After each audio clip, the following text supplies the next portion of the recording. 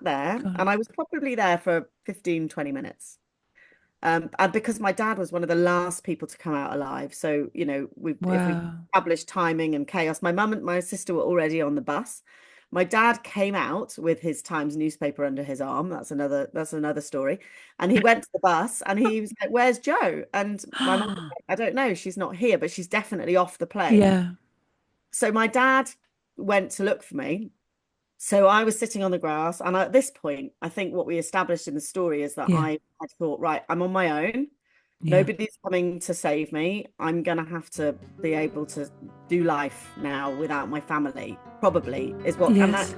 talked about a ball. It was like a tennis shaped ball. It was like it was almost like this ball sort of appeared in my gut at Yeah. that point. And Mm. I guess that ball is around this fight or flight response to Yeah. stuff that goes on that I've had since.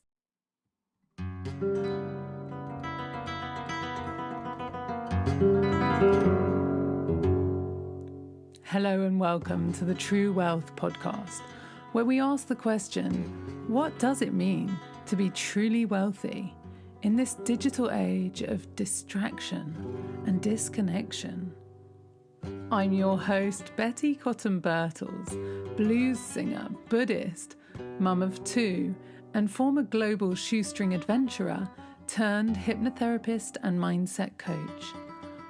I believe that by healing our past and changing our beliefs, we may achieve not only the external successes, the house, the relationship, the money, the impact, but also internal success, the ability to actually enjoy our lives, because it's the joy and happiness that makes it all worthwhile. Join me as I invite friends, colleagues, and esteemed teachers to discuss means of enhancing enjoyment in our lives, following our inspiration as individuals to create whatever it is that lights us up, so that we might radiate that energy out into the world via our businesses or our day-to-day lives, with the intention that all beings may benefit. I believe that this is where true wealth lies. Welcome to the show. Hi, everyone. Welcome back to the podcast.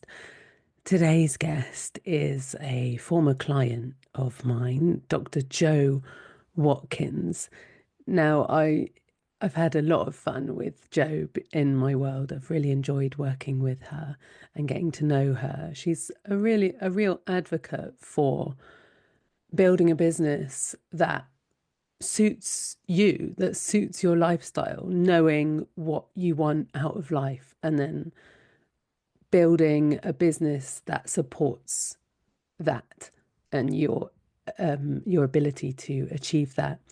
So, very inspiring woman. She is a GP, a general practitioner. If you are in the States, then that means she's, I think, what do you call it in the States? Like a family doctor. Can't remember what the American word is. I know that's a very British thing, isn't it? GP. So she's a business coach now as well. So she helps medics who want to build their own private practice or build a coaching business, which is something that I'm actually very, very passionate about and very excited about as I hear more about her work and also hear from other people who've worked with her, so her clients. I've got to know a couple of them, and it's very exciting. I feel so excited about this because coming out of an institution like the NHS enables doctors to recommend maybe more holistic practices or just to treat the person in a more holistic way. Obviously, it means that people have to pay, and the NHS is amazing. And everybody who works in the NHS, I just think are utter angels, wonderful human beings, and we're very lucky to have it. But it is sadly, the sad truth seems to be that it seems impossible not to burn out whilst working and I mean, what do I know? I'm not an expert in this, but Joe obviously is. And it just seems to be that so many medics and healthcare professionals are burning out.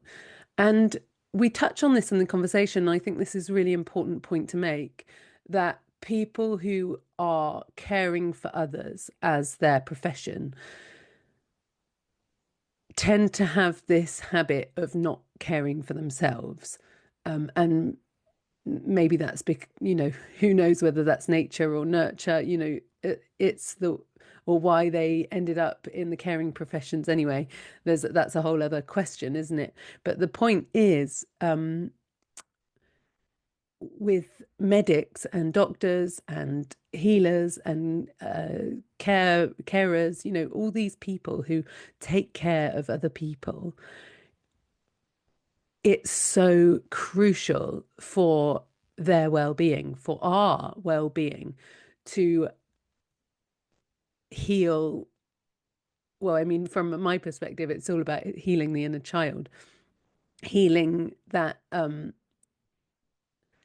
inner part of us, that the thing there's something that's stopping us from taking care of ourselves in the same way that we take care of all the other people. So this was a really interesting, it was so interesting working with Joe, and we talk a little bit towards the end of this conversation today. She talks about what her experience was like, of working with me, and she, as you heard in the introduction there, she had quite a very traumatic experience as an 11-year-old, being involved in a plane incident in which a lot of people died. And she thought that she was on her own, and that she was going, like, for a little while, for 10 minutes or so, she thought that she'd lost her entire family. She was age 11. So, and then what that does to a person is, it's very interesting. And we delved into this in our hypnosis sessions. We delved into the parts work, what, a part came in at that point that said, you're on your own, you've got to manage this. And that led to, yes, certainly determination, grit, resilience, just like that need to succeed. But it also, there were negative aspects to that as well, around, feeling that you have to do it all on your own, that it's all on you. So it was fascinating, really interesting working with Joe. I really enjoyed it. And yeah, and I feel very passionate about the work that she's doing to support these medics and doctors who are burning out, to come out of, this very intensive full-time work and create something that fits better around a lifestyle that they want to create. And of course, I feel even more passionate about it when it means treating the person in a more holistic way. Yeah, so this is my conversation with Jo Watkins. She's really fun. I'm sure you're going to love her. She's spends 3 months of the year traveling with her family. She's homeschooling her four children, homeschooling, growing a business, wife, and also, so much going on, just an incredibly busy woman, and yet really prioritizing creating a life that works for her. And I think you'll really enjoy hearing from her. I really enjoyed this conversation, and yeah, I hope you will too. And if you want to find out more about her, please visit jowatkins.com.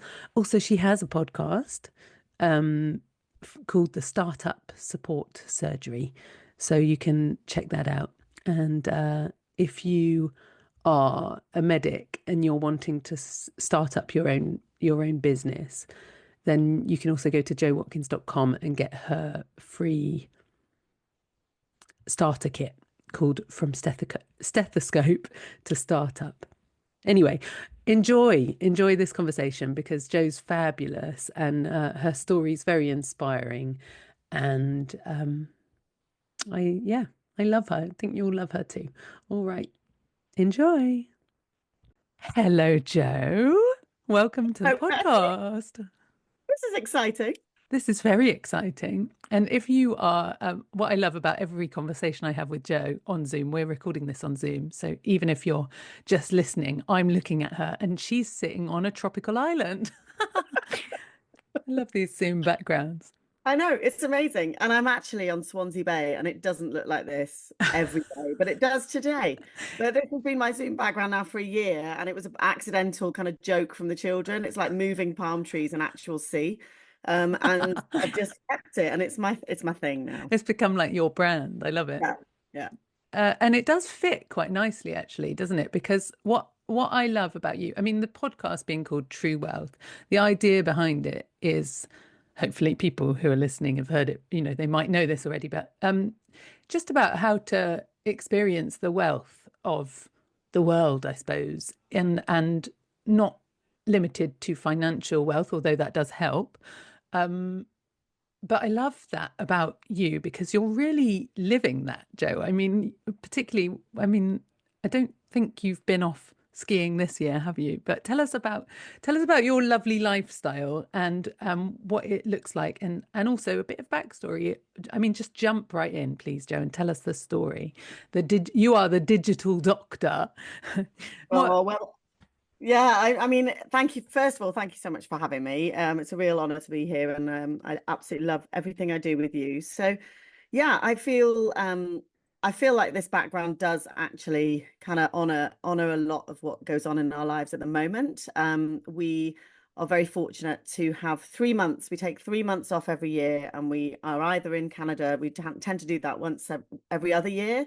And then the other year we tend to do slightly more different adventures. So we've just been to Thailand for the best part of the month. But we're very, very fortunate. And that's come about through a series of events, essentially. And at this point, my husband is not here because my husband is working, but he has managed to create a rota, which I will come back to, but through the NHS, where he basically works for 9 months of the year and takes 3 months off. And then I do all of my work in 9 months, and then I carry on working while I'm away, but to a lesser degree. So we've kind of made it work between us. But if it wasn't for his contract, we wouldn't be able to do this. So we still very much rely on our NHS income when we're in the UK. But I am able to work around that as well, rather than us both having employed jobs. So we've made it work, and we've made it work because I'm kind of working backwards, but basically 2017-18, we had a period of a year where we went traveling with the kids. We had 4 kids under the age of 10. Yeah, And just we pause a decided. second. Did you hear what she said? Did everybody get that? 4 kids under the age of 10. Okay, carry on. Yeah, I mean, it seems like the most ridiculous thing to do. And wait a Um, minute, there's something else about the 4 kids, isn't there, Joe? Were they in school? Oh, no, no, no, no. We took them out of school. So I'm kind of telling you a backwards story. But I'll tell you what, let's start at the beginning and we'll Yeah. get to that point. But Okay. everything changed when we took them out. Cliffhanger. Yeah, we'll come back to the trip. I had a very traditional upbringing. I was brought up by a medic and a nurse. I didn't know anything else other than medicine in my life, really, at that time. I was very average at school, and I was a classic, just jumping through the hoops. Like, give me something to do, I'll do it really well. That's just me. Tell me I can't do something, I'll do it even better. So I had an interaction with my chemistry teacher when I was 15, and my dad said to me, well, why don't you try and go to medical school? Because you're quite interested in science. I wanted to be a sports physio. He said, well, you're interested in science, and why don't you try and do medicine? I was like, oh, okay. Told my chemistry teacher, and he thought it was hilarious. He like doubled up laughed at the idea of me being a doctor. And interestingly, the words that he said, and I carry these a little bit with me. He said, "You'll never be a scientist." And Interesting, you know what? Now I don't. I am a creative soul yeah. who has been doing science. So arguably, maybe he had a point. But point being, he told me that I couldn't do it, so I was deliberately belligerent, and I went off on my path despite not getting the A levels, and I wanted to prove him wrong. So I've always had this kind of like proving that I can do something, and this is something that we'll probably touch on later on, but proving that I can do it and that I will be okay and that I will be Mm. able to manage this thing that you give me. So medical school is a big thing. I went off to medical school, realized quite quickly that I had made some amazing friends, but I wasn't quite sure it was for me. But I jumped through the hoops because I'm a people pleaser and I'm a traditionally educated person. And actually, it's a huge honor to be a medic. It's a huge honor to be a doctor. People come in and they tell you their deepest, darkest thoughts and fears, and you're able to help people. It's an amazing career, and I'm so blessed to have been able to travel with it, to met the most incredible people. So I was very traditional, went through medical school, did my junior training, and then I went off to Australia, as so many of us did. And the ones that like travel tend to go away quite early. And I came back to the UK and I was kind of like bobbing around 6 months here, 6 months there, making up my own sort of GP scheme, because I didn't want to be planted in one place. But obviously everything changed when I met my husband, and he very much wanted to come down to South Wales. I'm from North Wales. I've got some roots down here. So we decided to come and set up camp somewhere that we could live in, an outdoor lifestyle by the sea. The kids could grow up in a sort of lovely, safe, semi-rural seaside environment. So that was an active decision. And that we're actually we made that decision after Dave had a melanoma. So we had a bit of a kind of one of those life moments where you're like, actually, are we living the life that we really want to live up here? Yeah. Or shall we move? So that was our first one. And that was actually the first 3-month trip we took together. So that was 20 years ago. And we took 3 months, and we moved down here. And I was a GP by that stage. I was locuming, and I found a lovely practice with some great people. And we hadn't started having kids. They offered me a part-time 2-day-a-week partnership, and I loved them. I loved working there, and I knew that was what I was supposed to do. But I was very much thinking to myself, I don't know. I don't think I want to be a GP partner. I quite like being a locum, which essentially means you say, I'll work on these days, and you manage your own diet. It's about as entrepreneurial as it gets in the space. But, I thought, well, I'm supposed to want to be a partner. That's what I'm supposed to do. And Interesting. I remember actually that thought process, saying, okay, yeah, I'll do that. And I had a couple of lovely years. They were great. I went back to work after my second child. So we're talking fast forward 2 or 3 years of being in the surgery. I remember driving to work, just thinking, this is not what I'm going to do for the rest of my life. I know I'm not going to do this, but I don't know what I am going to do. And at that point, we're talking 16 years ago, I didn't know anything about personal growth and knowing my values and what is my why and all of this stuff that I bleat on about now to other people. I didn't really ever consider any of that. I just knew I wanted to jump on a different path. And that's where the granola came in. So there was this very 3-year relationship with granola, which was essentially an idea that I grew into a cottage industry from the kitchen. That's amazing, isn't it? Yeah. Do you want to, like how is the question. Do you know how was I went to Canada, my cousins made me this amazing granola, we ate it every day. I came home and I started looking for some in the shops, and there wasn't any, so I started making it, and everyone was like, this is amazing. And my husband, who has these ideas and then plants these little seeds, he said, I bet you could sell that in the market. I was like, oh, I bet I could. And I jumped over the wall to speak to the neighbor who runs the cafes on the beach, and he serves a banging bacon sandwich and great fish for. And I said to him, Nige, I've got this granola I've been making. It's really lovely. You have it with yogurt and you have it with fruit. We're talking, like I say, 16 years ago. And it's massive in America and it's massive in Canada. Everyone loves granola, and it's on the menu in most of the cafes as a healthy option. And I remember him looking at me going, are you serious? And he goes, there's nobody in their right mind is going to go out for breakfast and pay for that instead of a bacon sandwich. What he said, and I was like, I think they will, Nige. And he said, fair play, let's have a go. And he took it on, and we had it in the cafe, and he was totally brilliant. And a couple of local cafes, but it was really before that was even, there was no, now, it's funny, isn't it? The time before granola. I feel like I was a bit early to market, basically. But it was great. I absolutely, and what it was the beginning of a business learning curve. I didn't know what a brand was. Is this pre-kids, Jo? 2 kids. So then I had. So you're in it. You're already in. That's it. Yeah. So I'm in kiddom. But basically, what I grew was a ridiculous a ridiculous cottage industry that I didn't outsource anything to. And I Yeah. was making about 30 kilos of granola a day from the kitchen. Nobody was allowed to use the oven. Nobody was allowed in after 6 o'clock. It was a complete disaster, basically. My family were very long suffering. Oh, My sister, my brilliant. mum, like everyone was involved. My poor husband had to, and the kids had to eat baked beans and pasta, so nothing went in the And it was called bendy legs granola.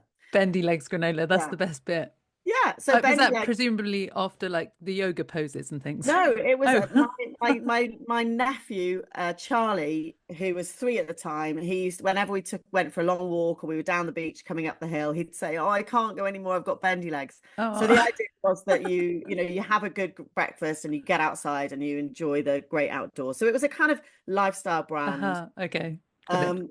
But it basically was a monster. And I got to the point where I had, lots of Mm. orders coming in, and I had a phone call from Amazon wanting to Wow.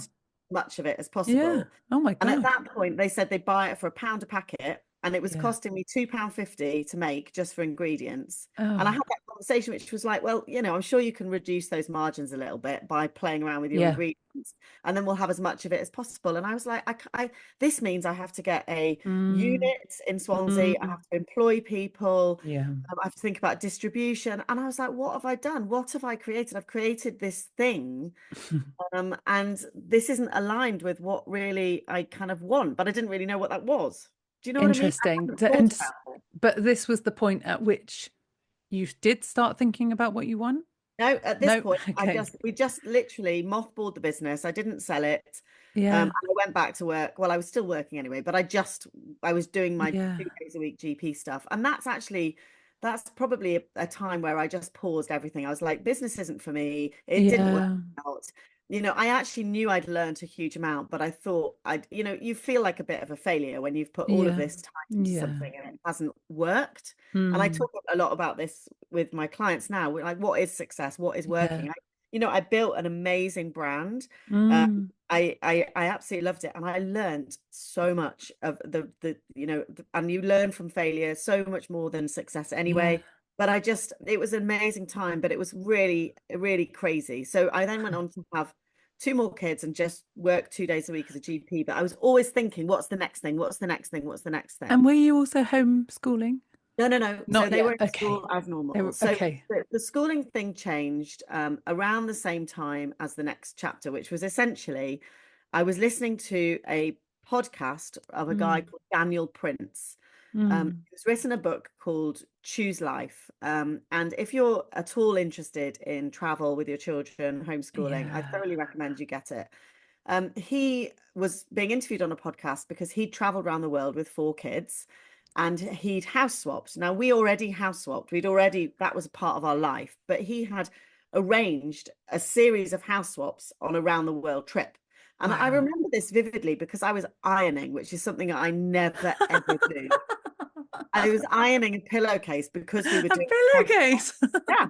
I mean, who does I that? don't know if I've ever done that, Joe. I know. Full I disclosure. remember Yeah. where I was and what I was ironing because it was such an unusual scenario. But we were house swapping, so we were about to go away for a week and leave our house spotless. And I listened to this, and my husband had already said, well, how much more skiing have we got in us? Because we're massive Yeah. skiers. And he said, should we try and do a ski season with the kids? So we'd had this sort of like little bit of an idea Yeah. floated. I came downstairs, I was like, look, I've just heard an interview with this guy that traveled around the world for a year with 4 kids. Why don't we do that? And he's like, yeah, let's do it. So that Wow. started the kind of next chapter So of he just took a sabbatical or something, did he, for that yeah. So we initial both trip? yeah. Yeah. So he applied for unpaid leave for a year. We Yeah. remortgaged the house and we Wow. planned an enormous trip that essentially was friends, friends of friends, God. random people from a long time ago, people we met along the way, and then Yeah. house swaps. And Gosh. went to Canada for a chunk of 5 months. My cousins are there. We wanted to Yeah. spend time there. So it was just amazing. And that was the point that I started listening to the podcast, reading the books, Yeah. trying to work out what my values were. Like I remember Exciting. just having sheets of paper and post-it notes. What do people come to me for? What can I do? What can I, how Yeah. can I exist and be paid? for what's in my head, my experience, or my. Amazing. God, and to think you're doing all of this with 4 children under 10. Well, that I think the schooling bit was the eye-opening bit actually, because at that point our third child, Tom, had been in nursery for a year, and we just put our kids in school because that's what everybody does. Yeah, yeah, sure. Really thought anything of it, and we live in an area where alternative schoolings aren't really around. But our 3-year-old had gone into nursery every day for a year, and I don't think I'd seen him smile. He was a very quiet Oh, child. I don't think I'd really heard him oh, talk or smile. And then the moment we decided to take this trip, so it was, obviously it was a good 8 months of planning, but that spring, we both approached education in a very different way, and we felt that we needed to start learning about how to homeschool and how to yeah. educate differently. So the research began on that, and I Wow. suddenly realized this concept of experiential learning, and all of these other ways of educating. It was like this door opened, and That's with that amazing. door came Yeah. the most inspired little boy. And I remember I used to Oh, take him out of school, and we'd go looking for like tadpoles and watch their journey mm. into froglets, and then we went looking for snake skins Oh, and then you're worked. giving me goosebumps, Joe. Oh, It's but so it was beautiful. amazing. And Yeah, he just came out of his shell overnight. And that's all of the amazing. kids just came alive when we traveled. We learned about what we were doing as we were going along. There And it was no wasn't just the kids, structure. was it? No, exactly. No. Yeah. But there was no structure. It wasn't like, Yeah, everyone's like, oh, COVID was awful. I know that yeah, you're passionate about education as well, but COVID was trying to do school in a classroom while doing 50 other things while at home. Ridiculous. I'm talking about, let's go out, and we come across yeah, some, a limestone rock formation, and we talk about it, and we look it up, yeah. and we look for, we find out about it, then we come home and we look it up, and that, I think the whole family fell in love with that. That is so heartwarming and just so beautiful. And you know, yeah, what an experience to have offered that to your children, that they'll always have that. And that's not the end, of course, because the story goes on. Yeah, I mean, I feel that that was the beginning, because Yes. we did the year, and towards the end of the year, we were thinking, right, we've got to come back, and they've got to go back into school. And it was felt like that. It's like, again, it was like, they should go back to school. So the same thing, should get a Yes, yes, partnership. yes, yes. They should go to school. And we were on an island, on a house swap on Bowen Island in British Columbia. I remember exactly Wow. again where we were. And my 8-year-old, who also thrived with homeschooling, they all thrived, but the boys particularly, he was Yeah. whittling like a stick and making a shop or something. And Great. I was kind of in tears because Yeah. we had to go to appeal because they hadn't got into school. So we had to appeal to get them into school. And I Back said, in this, Britain, you mean? yeah, back in Britain. Yeah. And I said, this just doesn't feel right. Like, I Yeah. don't really want them to go to school, but I've got Yeah. to go back to work. Dave's got to go back to work, and they need to go to school because that's what you do. And my 8-year-old Jinx was looking at me, and he was like, Mum, he goes, how like we really like homeschooling, like you really like homeschooling. Um, he goes, why don't we just go home and just carry on homeschooling, even if it's just for a term, and see how it goes. And then if it doesn't go well, we could just go to school. And I was like, Yeah. that is genius. Oh, yeah. Sometimes it takes the kids, doesn't it, to like state the obvious. I He love was it. like, I don't understand why you're crying and making such a Yeah. fuss about this. And I thought we were going to be kind of social pariahs. Do you know what I mean? Yes. Like Well, everybody, and interesting. Yeah. everybody would think we were a bit weird. And to be honest, that did happen. And people judge you. They judge you at the supermarket checkout Yeah. and say, why aren't you in school? And then the Yeah. kids, like, because we're homeschooled, and they go, oh. So Yeah. it took us a while, but Tom didn't Oh. go back to school until he was 10. And then when he Mm. was 10 for year 6, he decided he'd like to go and see what it was like. Yeah. And now he's thriving at secondary school. But Yeah. the kids are curious. They love learning about Yeah. what's around them. They haven't Oh. lost that, which is great. And we've just been able to be in Thailand for a month, and they've got their paddies, and they've been, diving, and When you just say they're paddies, do you mean paddy there's fields? no scuba What's diving paddy? Oh, paddy. Oh, right. qualifications. Yeah. I thought you were So talking about rice fields. nice skills. That'll be next time. But we are, I think Oh, great. God, us how are amazing. just people that, I love learning. I love learning, and my husband loves learning, and the kids love Yeah. learning, But but they're all and individuals. And they just, it's funny, isn't it, this idea of school? Because what is school? I mean, I don't really want to take the conversation this way Yeah. because we could totally do that, but there's other things I want to get onto. But yeah, this whole idea of this should, Yes. and why should, it's so interesting, isn't it, when you start to unpick that conditioning. Yeah. And I really think COVID accelerated that actually because so many people came out of school at that time. There was a lot of home education that happened. And now the whole unschooling movement, I mean, I don't know much about it, but like they keep learning, they're curious, and like just to follow the child's passion and Yeah. inspiration and to see when, Rob and I are the same as you in that sense of like loving adventure and also being just loving the world and things that we find in the world and being so excited and inspired by it, that it's a natural progression then to just follow that interest. And obviously, it's a privilege to be able to do that. And not everyone is going to be able to travel the world and teach their children in that way. But yeah, I'm always fascinated to hear about these alternative ways of educating our children. Yeah. So where did we get to then? So you came back from this trip. Yeah, we came back from the trip, and I think that had ignited in all of us this, like you say, this curiosity, and also this concept that, school it tends to process people Yes. through, and just I just became really passionate about finding what the children all loved and helping Yes. them do Oh, that.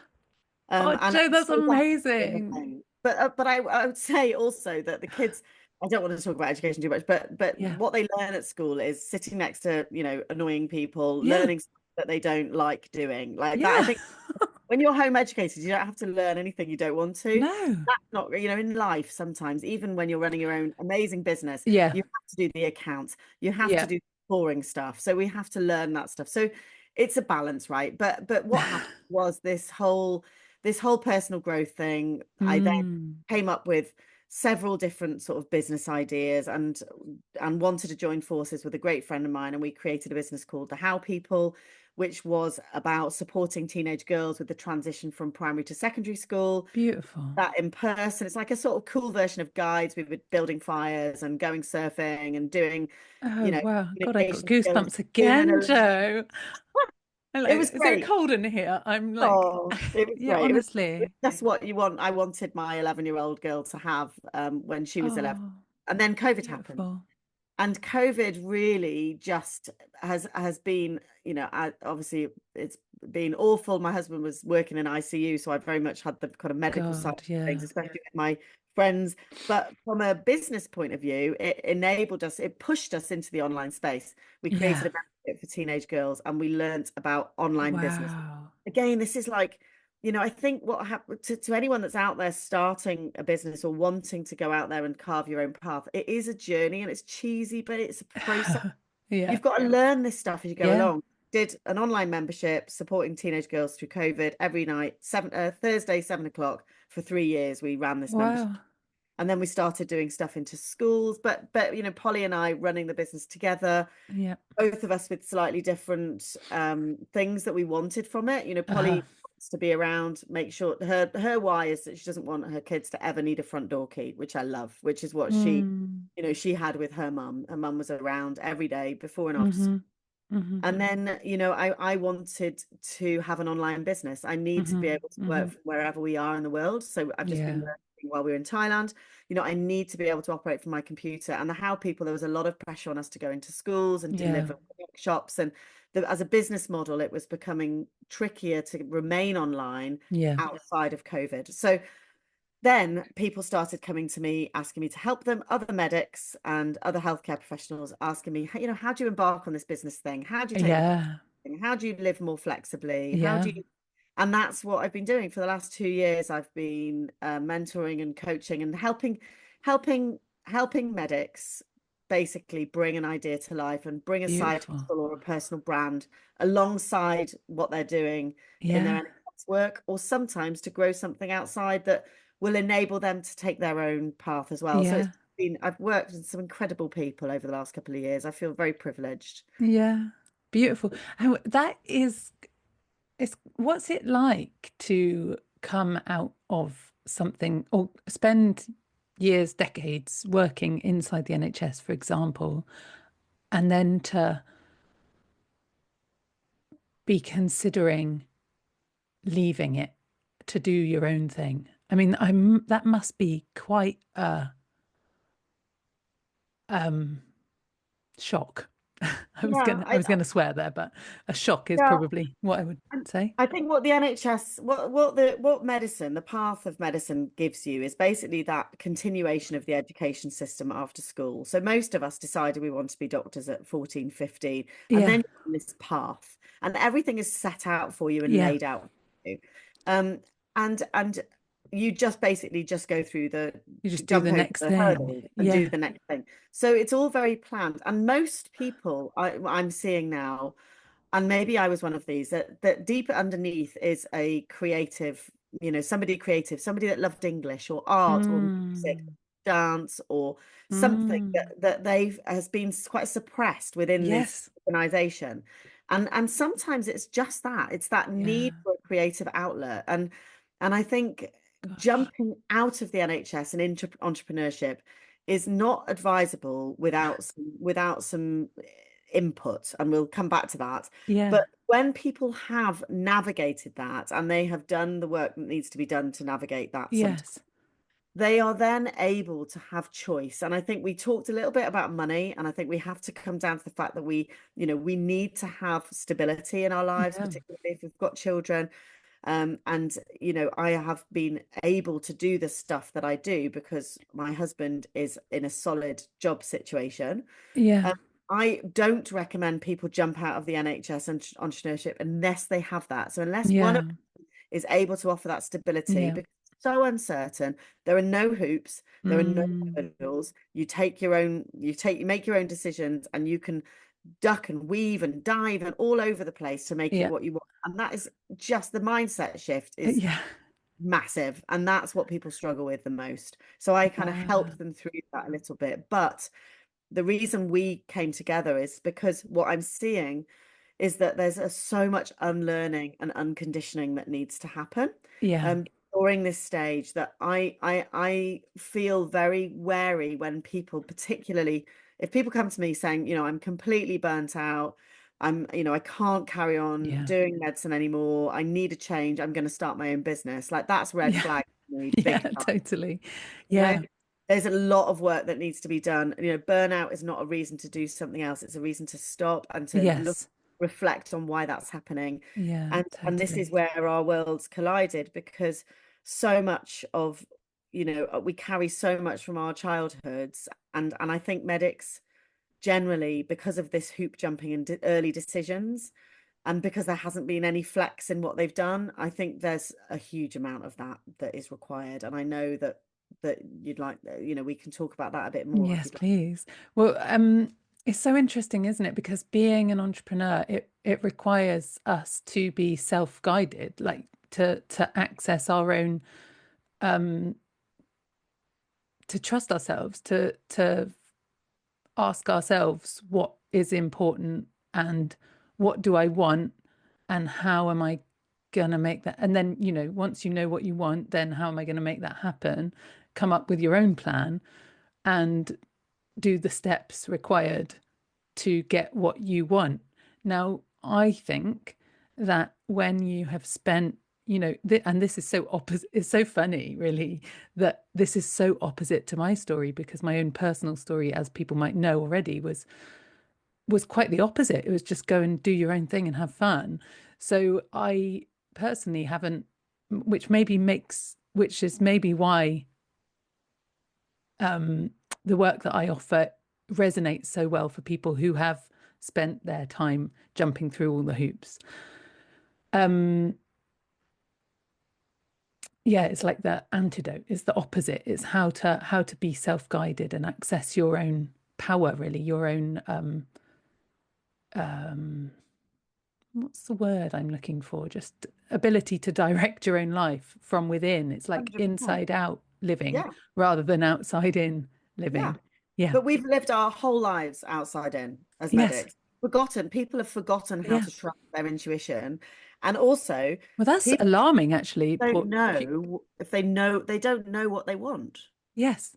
Well, I just want to just question that a minute because as medics, surely you need to be trusting your intuition.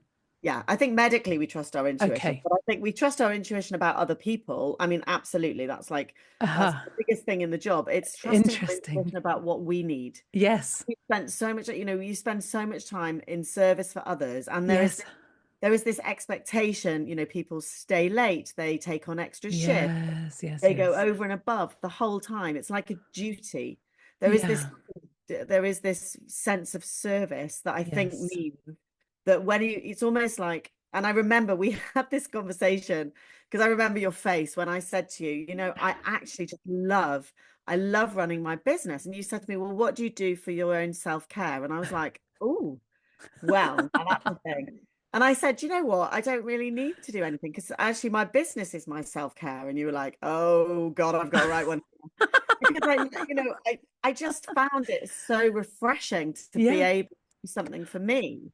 And it's not all bad. There was that isn't a bad. I mean, there was something that needed dealing with in there, but isn't that amazing that you really love your business that much that it does feel like self-care? I mean, yes, yes, and we did um have to dig into what would actually like be really restorative, and actually relaxing and all of that. But And that yeah, how remains a work in amazing. progress, I would say. Okay. Joe. Uh, Look, you're on a beach. Yeah. This is self-care. Um, so yeah, okay. We seem to have got to the point at which you and I began working together. I think it would be interesting for people listening to get a sense of, I mean, and you've touched on it, but at what point did you feel like you needed some support, and what was it that you wanted or realized that you needed maybe um, at that point? Um, I I always I love having mentors and guides in my world, and I'm always say to people that what you need at one point in your life is not going to be the same as what you need 2 years down the line, 3 years down the line. So, a mentor or a coach is kind of in your world for a reason or a season. I was talking to this with some friends earlier, that reason, season, or lifetime concept of Mm, somebody being in your world. And I think when we met,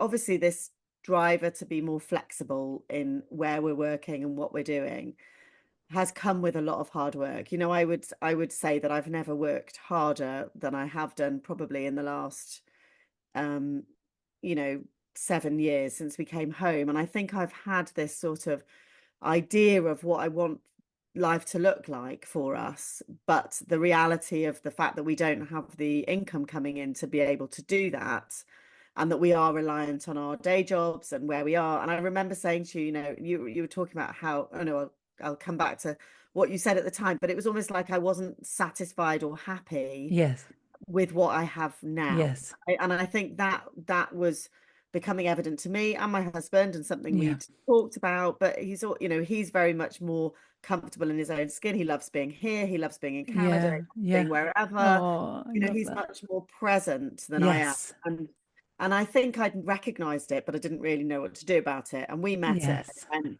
you explained to me in a sentence what you do, and I loved you, and I knew that I trusted you because you were Mm. within, this kind of hub marketing that Tad Yeah, talked. totally.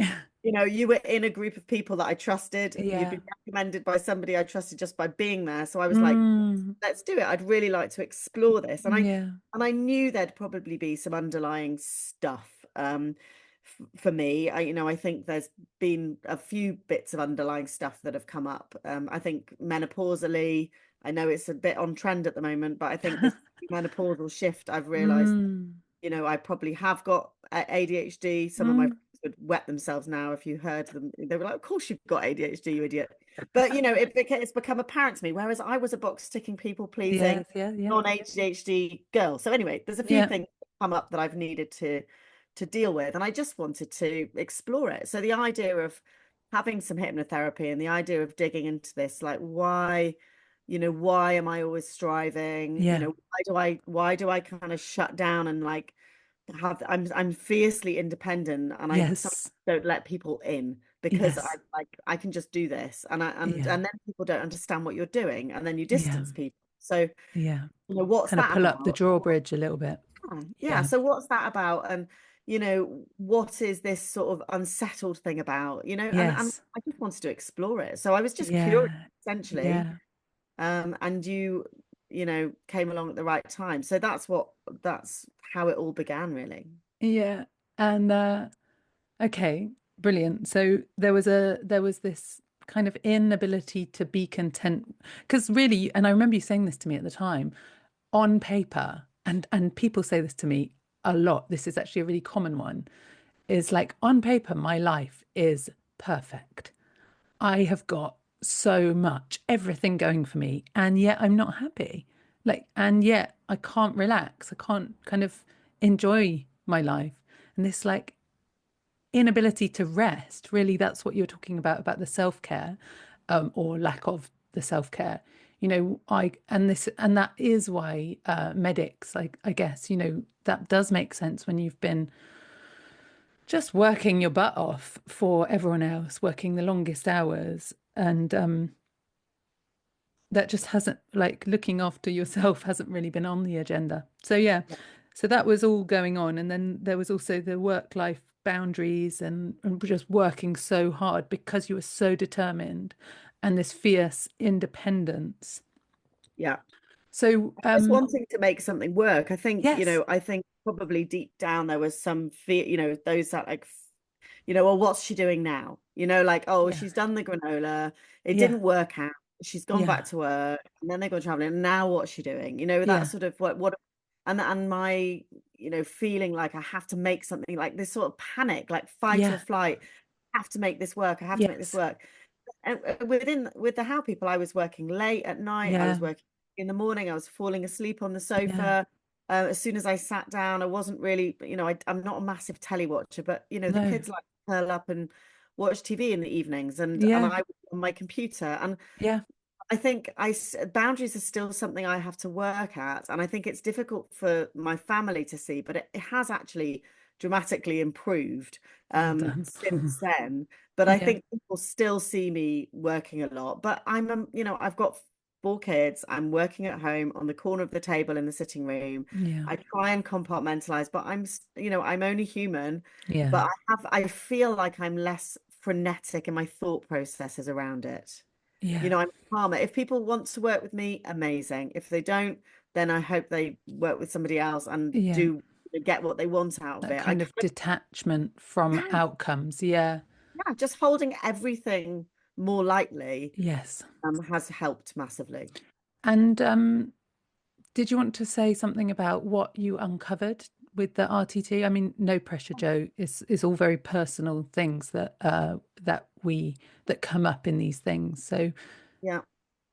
No, I'm happy to. I mean, I think yeah, it was fascinating what, that you talk about your work in other podcasts, and this concept of taking you back to a time or a scene. I mean, I wasn't sure how that was going to pan out.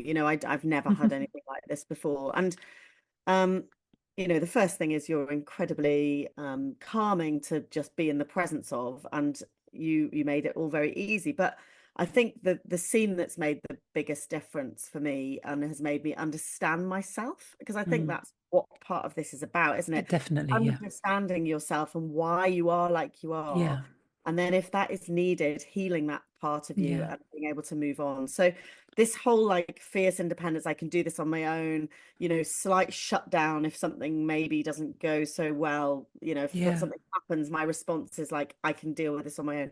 You yeah. actually, one of the stories, you took me back to an event that happened when I was 11. My parents, my whole family was involved in an air disaster in Manchester. So they call it an air crash, but actually the plane was on takeoff. There was a fire in the left-hand engine, and we had to abort takeoff.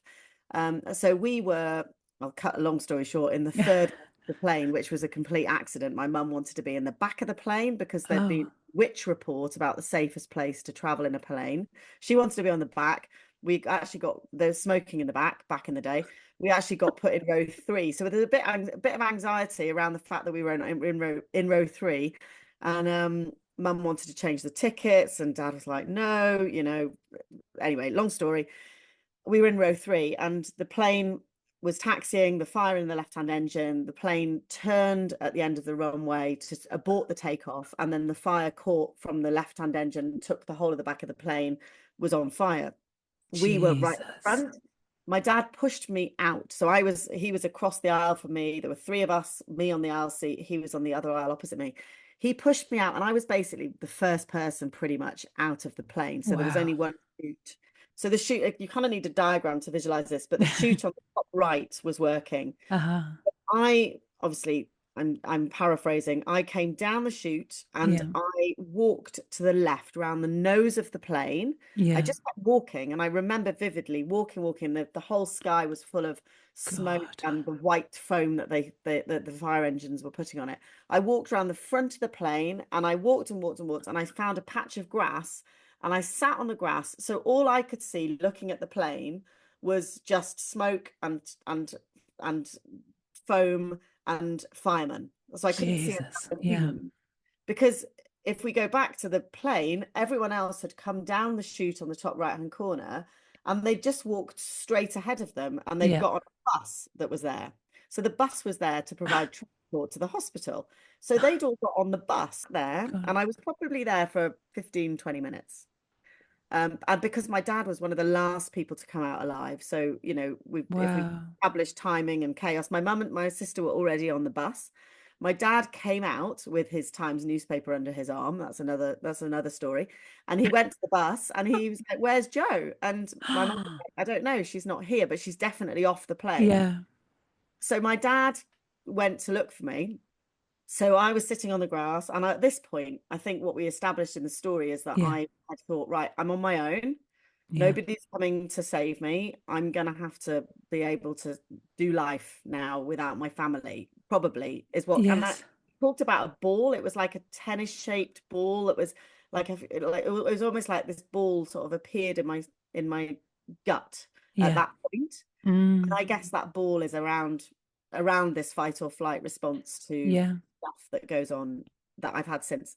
Anyway, the story finished nicely, because what I then heard in the distance was the whistle that my dad used to whistle every time he came home from work. He had this Oh. whistle that he used to Oh. whistle.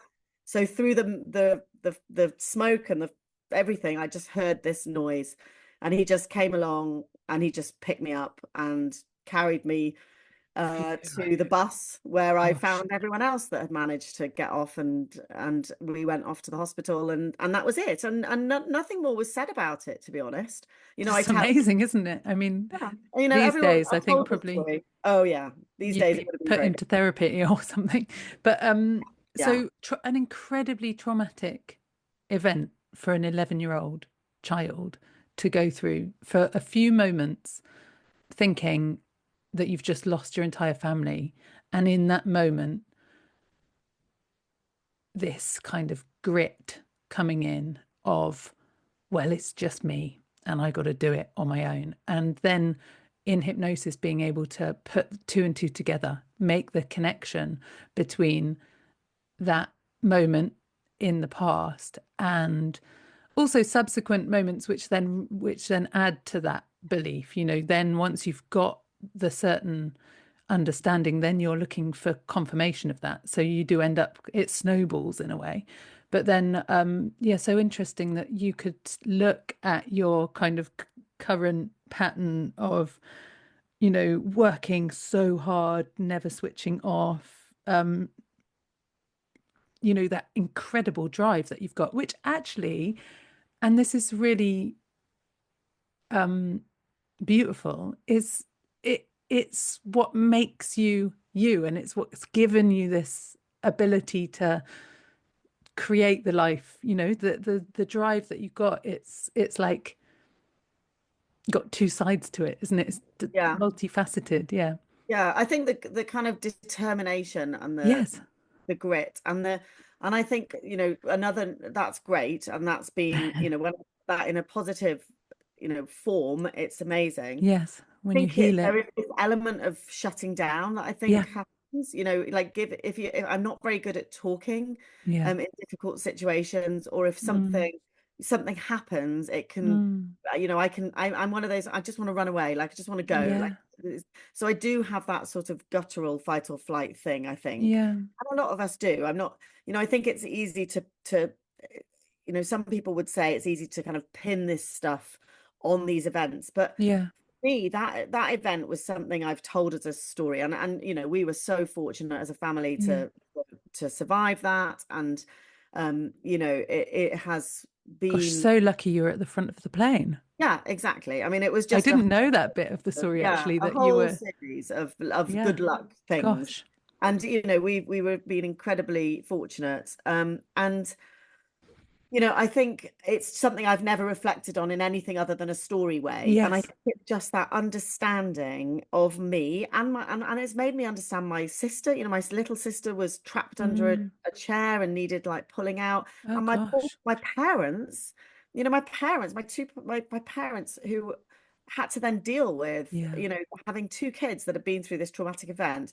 Plus, obviously, they were, that I think we all felt like there were local people that died, and mm, how they managed it and how they managed to get us traveling again, and it was a real event, and I think it was just giving that event a little bit of credence to how yeah, that has maybe shaped us all as we've gone through our lives, positively and negatively. And it's not something yeah, I particularly dwell on ever, yeah. and the kids love flying with me, as do my friends, Well, because I'm that's good. really, I like the mean, it's safest good that you've, person to fly with.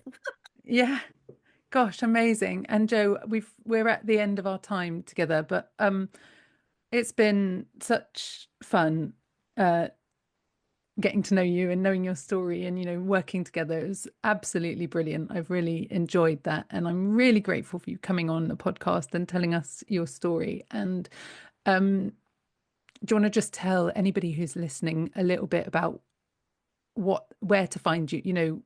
Yeah. Yeah, Well, the first thing I would say is that if there is anybody listening here, that particularly if you are anybody coming from a different walk of life who is wanting to go into entrepreneurship and business and running your own ship, driving your own ship, sailing. running your own business, sailing your own ship. I'm a great one for mixed metaphors. I think exploring this, even if Yeah, you just go to one of Betty's amazing masterclasses that she runs, just exploring these ideas, and digging a little bit deeper, because I am seeing people who have got stuff that they're really struggling with, going out there and trying to help other people before they've helped themselves. yeah. And I don't think that's sustainable. So Mm, please, if you've been, it's particularly medics that have done their coaching qualifications, we do 6 months of coaching qualification. We unearth all of this stuff in our coaching conversations, and then we go out there and try and coach other people. yeah. There's a step in the middle, and it doesn't Mm, need to take forever. Like Betty will say, sometimes it can be one session, yeah, one conversation, one unearthing of an experience that will make the difference for you. So I have taken a huge amount of um positives from understanding myself a little bit better. And like I say, I'm still a work in progress. I still have to work on all of this stuff, but I now know what it is, and I didn't know what it yeah. was before. So thank you, Betty, for that. Beautiful. Oh, total If pleasure, Joe. anyone, no, if anyone wants to get in touch with me, it's Yes, that was www. what I was hoping for, not Yeah, how to get in touch with me, but that's well, great. I just wanted to say that. Yeah, thank you. I But it's appreciate that. joewatkins.com Yes. is my website. You can find me on LinkedIn or And Instagram. you've got a little starter kit there, Joe. Yeah, I've got there's a freebie there. It's called From Stethoscope to Startup. It's a free download that goes through the sort of four big things you have to have in place before you start. I then run various courses and programs so I can get you started, get you to the point where you know Yeah. what you want to do, and then maybe you want to go off and see somebody else like Betty, and then come back to me when you're ready to build a business. Yeah, But beautiful. just reach out and send me a message. I'm always happy. I'm always on the end of a direct message or an email. Hopefully not always, Joe. No, always in working hours and never in the evening. Never, ever in the evening. Okay, brilliant. I feel like that's a beautiful place to finish. Thanks so much, Joe, and come again. I would do. I love working with you. Thanks, Betty. Hi, it's Betty again. That was my conversation with Jo Watkins. I really hope that you enjoyed it. She's just so fab. I love her. If you want to find out more about Jo, go to jowatkins.com and you can listen to her podcast, The Startup Support Surgery. I've been a guest on that podcast, so you can also go and listen to that interview if you like. If you want to find out more about me and her talking together. Also,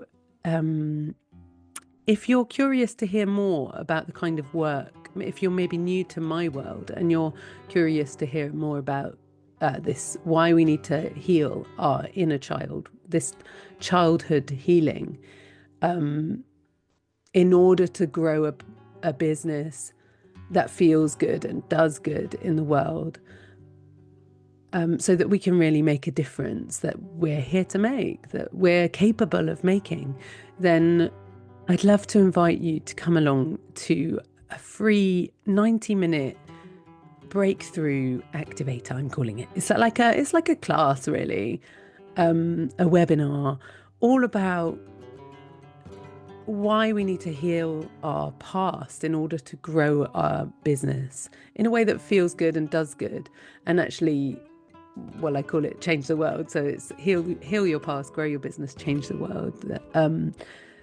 So yeah, if you're feeling stuck and unable to take the action you know you need to take, and you're really stuck in procrastination, overwhelm, indecision, just going in circles, really it could be, and it's likely to be, that your subconscious doesn't feel safe. Whatever it is that you're going for in life, the success that you say you want, part of you doesn't want it because it doesn't feel safe. So there's a lot that I can say about that in terms of how we can heal that part of us. And it really doesn't need to take a lot of time. You can do it in a matter of weeks and months. You could be free of these beliefs, actually, that are holding us back and keeping us stuck in an old way, because what we know is safe and what we don't know is not safe to the nervous system.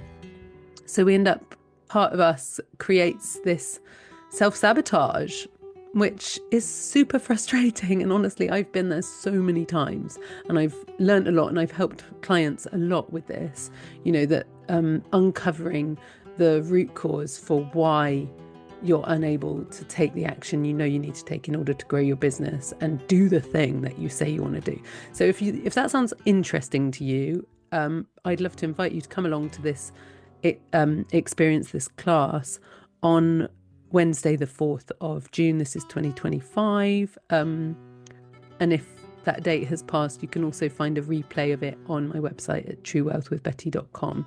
So just sign up and you'll get the recording.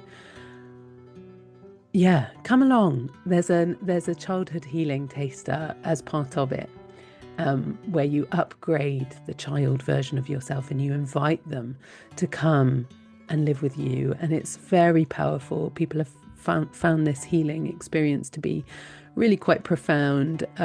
People have called it breathtaking, life-changing, amazing and powerful.